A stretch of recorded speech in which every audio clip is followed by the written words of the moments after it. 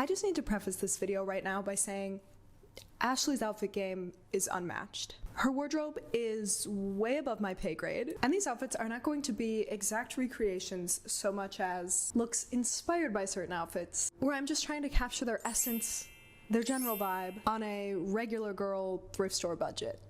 Basically, don't expect any designer in this video, okay? I can't do it.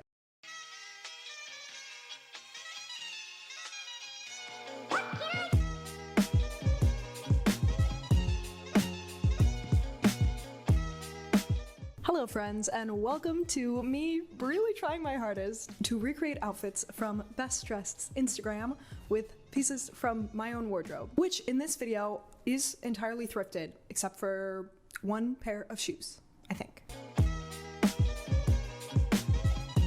Just in case anyone watching is brand new to fashion internet, Ashley is a fashion creator who goes by Bestdressed on the internet at large. She started on YouTube and was honestly, at least to me, the YouTube fashion girl blueprint. She doesn't post on YouTube these days, but you can still turn to her for the most fabulous fashion inspo on Instagram, which is what I drew from for today's outfits. As you can see, her style is just a chef's kiss balance of classic and vintage inspired, yet playful and fun, yet a little sexy and experimental. Ashley's style is so top tier to me. Like I said, she's definitely one of my biggest fashion inspirations, but also for that reason, some of her outfits are definitely more difficult for a regular person to recreate. Like, as absolutely in love with these looks as I am, I unfortunately don't happen to have pieces like these lying around. So I tried to pick outfits that are like some of my favorites that I still find really aspirational and fun, but also that I could actually recreate and draw inspiration from in my wardrobe. For our first outfit, we are drawing from her classic outfit formula of white top, brown jacket, and miniskirt with a pattern straight from your grandma's couch. I was specifically referencing this outfit here, so I started with my own lacy white slip tucked in as a top, paired with this floral tapestry fabric miniskirt, which, P.S., I made myself for this video, and also, it's actually not quite done yet, so if you see that extra flap of fabric, no you don't. To really commit to the inspo, I also pinned a white ribbon onto my top to give that tie front look. Next, I added white tights and my nude ballet flat mules to match the dainty, low-profile aesthetic of her shoes, although let's be real, I absolutely cannot compete with Ashley's shoe collection. Finally, we're topping it off with this fabulous fur-trimmed suede jacket, which I also DIY'd, and it was shockingly easy and cheap. I cannot wait to show you how in my next thrift flip video. Now, I'm ready to play the quippy, deadpan love interest in a Wes Anderson movie, so I'd say we pretty much nailed the best dressed look.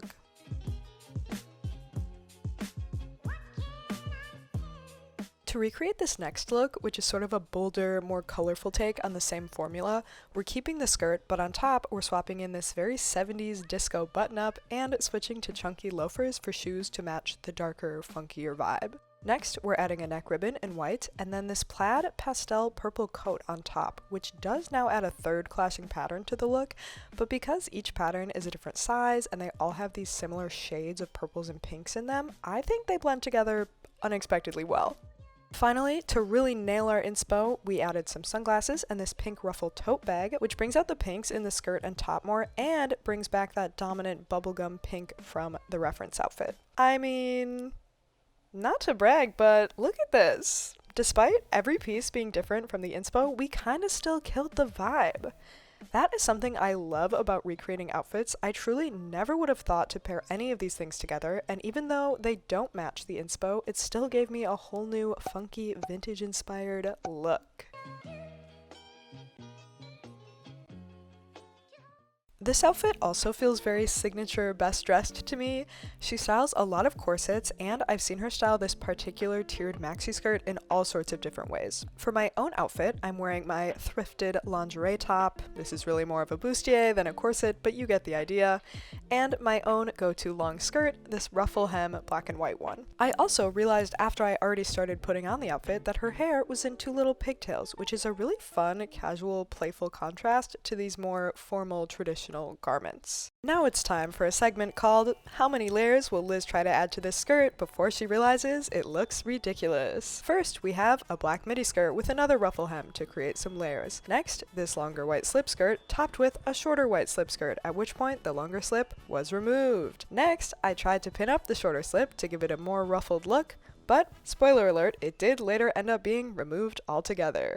In the meantime though, I did add my tall black boots and tie 2 little ribbon bows onto the straps of my top, which was originally part of what enticed me to this outfit. I love a bow added to literally anything. At this point, I finally saw the error of my ways with the slip skirt, and then moved on to the final details of a chunky charm necklace and a little black bag. I have actually worn something very similar to this outfit before to a Wild West themed murder mystery party where my character was a saloon owner. And honestly, I do think that's a fashion vibe that Ashley would approve of.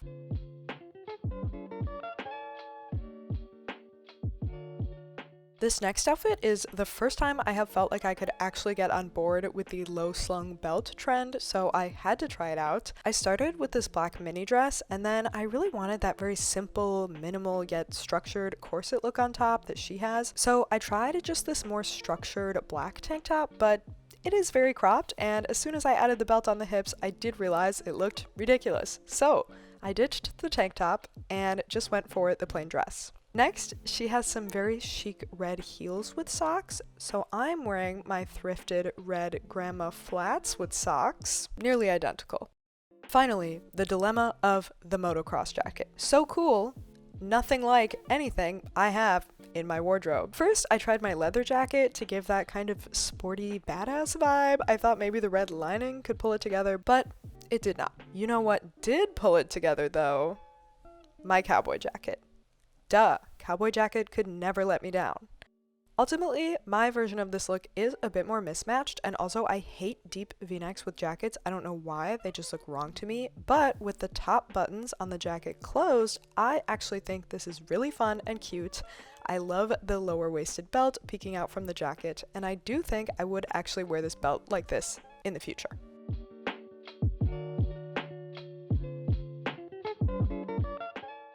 This look I instantly fell in love with. It did make me want this dress really bad, but I think we can style something with a similar vibe without a crochet dress. Instead, I have this patchwork dress I made myself, which does actually have a similar silhouette and color palette, and furthermore, also has the same sense of DIY textile work. Crochet and patchwork are both traditional historical crafts pioneered by women. It all connects. Thank you for coming to my TED Talk. She also has a black mesh long sleeve underneath, so I wore a black mesh long sleeve underneath. And then, of course, she's wearing the Miu Miu platform ballerina shoes with the mismatched ribbons, so my little recreation of this is to wear my platform loafers and then just tie mismatched ribbons around my ankles like ballet shoes. I have done this ribbon thing before, but never with these loafers, and I really like it. My final touch was just the chunky charm necklace, and then I thought the bows were too low on my ankles, so I just wrapped the ribbons around another time, and I think that looks perfect. I don't know why, but it makes such a difference. And now, altogether, I look like I could sew you a dress and meet you at a punk show, which feels like the intersection of a Venn diagram of cool people I want to be friends with.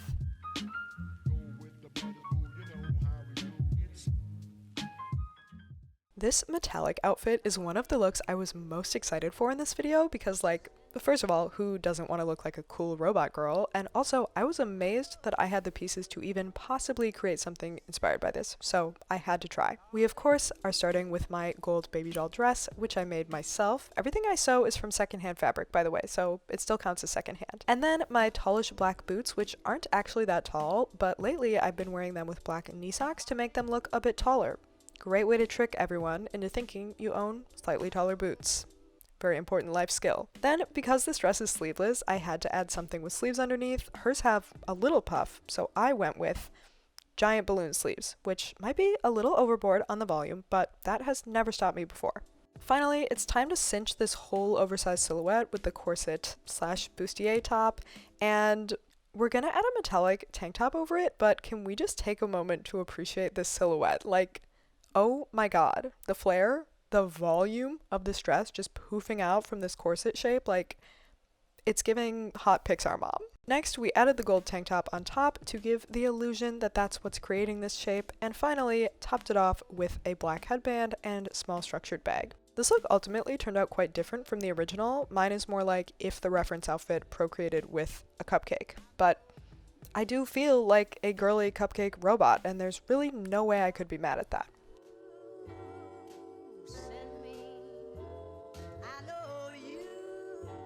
If you watch my videos, you've definitely already seen me style a flowy feminine dress with a harness and boots, but honestly, this outfit might be where I originally got that whole concept from, so I had to give it its moment. My white vintage nightgown would honestly be my closest garment to hers here, but you've seen me style that with the harness multiple times already, so this time we're gonna go for a multi-layered, frilly, floofy look, starting with this little tiered blue dress. And of course, we have to establish the frilly versus edgy contrast, so I'm adding my chunky black boots. For another layer of floofiness, I added this yellow dress, which also reminds me of the print on this one from another post, and after wrestling with the puff sleeves for 42 hours and losing, I just decided to tuck them inside the dress because there was simply no appealing way to layer them. Then, to bring the cupcake energy to an 11, I added this mini slip skirt on top of everything, and yeah, I look like I'm made of frosting, so mission accomplished.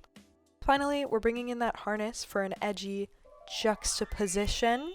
You know I couldn't make a video about Best Dressed without using that descriptor. And then with the harness on, I decided actually the yellow dress was too much, so I took it off.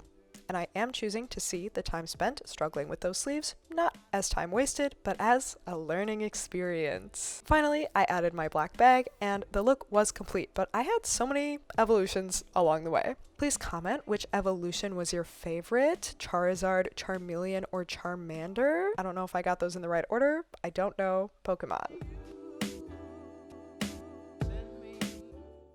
So, how'd I do? Did I do these outfits justice? Do you have any favorites? If you liked this video, I would honestly recommend last week's video because I really had her style in mind while making it. You can watch that right here. Oh, and I heard if you leave a comment, watch another video, and of course subscribe. Best Dressed will come back to YouTube? No, I'm just kidding. I hope she doesn't feel pressure to do that. I feel like I see people in her like Instagram and TikTok comments every day being like, when are you coming back? And I'm like, you think that's gonna get her to come back? Like, leave her alone. Okay, thanks for watching. Bye!